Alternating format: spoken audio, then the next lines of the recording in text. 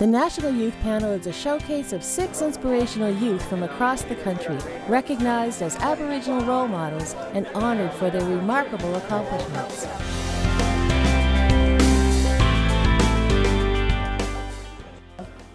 The Youth Panel is one of the highlights of the conference for many of us, and you can't help but be inspired.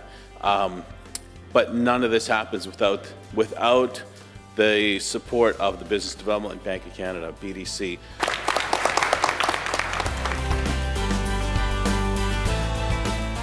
Youth from across the country who exemplifies excellence. Youth panelists have an impressive and varying examples of challenges and successes, but what they share in common is their entrepreneurial spirit, dedication to improving their communities, and leadership qualities. Each year, dozens of youth from communities across the country are nominated for a prestigious recognition. Can Do has a very, very difficult task, figuring out who gets the ultimate privilege of sitting before each and every one of us. And this year, we have the honor of having 6 panelists before us. And this year, Kendall from Sweetgrass First Nation in Saskatchewan is back. Kendall is not only last year's youth panelist, but he's a winner for Can Do Economic Developer of the Year in the Aboriginal private sector in business category. Let's give him a round just for that. Business-wise, we've experienced growth that most companies experience over 5 years. We've been a part of the youth panel, being a recipient of one of the awards last year, really took off our business, realistically. The opportunities for us, and is it urban or is it res life?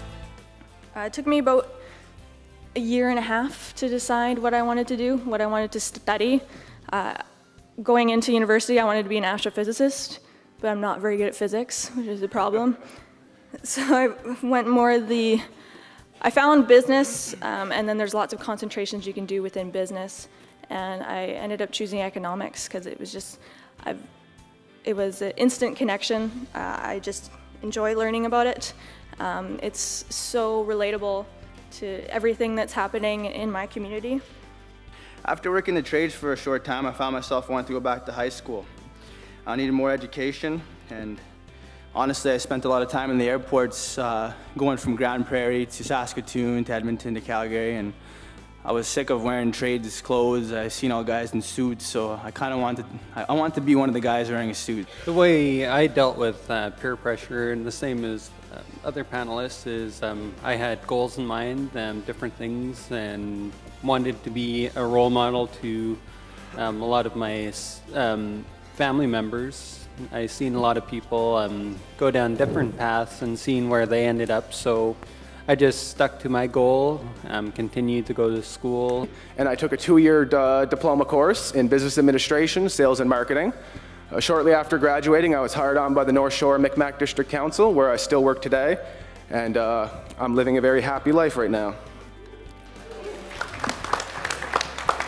So I think that my first nugget of information that I want you all to take home, and if there's nothing else you take home this. Take the golden ticket that we're all really blessed to receive. We get our education paid for, our post-secondary education. I want you to take it seriously because our forefathers were the ones that paid for it. We're the benefiters of it. So I really want you guys to take it seriously. I didn't my first time, and it was really deeply embarrassing to come back and tell my family and my friends that I was dropping out of university. And it wasn't because of a lack of ability, it was because of a lack of will. So I don't want to see any of you guys making that same mistake. That time in my life, I made no new friends in university. I wasn't experiencing university the way I should have. So I did what I had to do. I left this guy. I began to be myself again.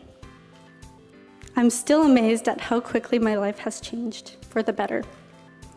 You are the owner of your own destiny. If you want to become something more than just somebody who hangs around in the res, then you have to do what's necessary to better yourself. And if that means cutting loose friends, sacrificing nights out, it's what we have to do. And I think the people that are willing to make those sacrifices will better themselves, and getting them to show that initiative is a hard thing. But I think with education comes power, and we need more power and self-esteem, I guess, as well, and giving them the power to be able to make those decisions, because we all know the hardest thing to do is to stand up to your friends or your peers and say, you know what, this is my life and I don't want to be anything but extraordinary. So awesome. Thank you, panelists. It took a lot to get outside of my comfort zone, but really what it is you got to force yourself. You have to, each person has to force yourself to be able to get outside your comfort zone. That's how you grow. That's how you grow into becoming a leader, into becoming these kind of role models that are sitting up here today. It's very important to be able to have that confidence to be able to grow each and every one of you. I want to say again, thank you to the sponsors who made this conference possible. And again, to Can-Do, thank you very much for having me, obviously, and obviously all these panelists here today. You know, thank you very much. Let's give them one final big round of applause. Thank you. Join us in honoring the 2013 Youth Panel at Can-Do's 20th Annual National Conference on October 30th in Winnipeg, Manitoba.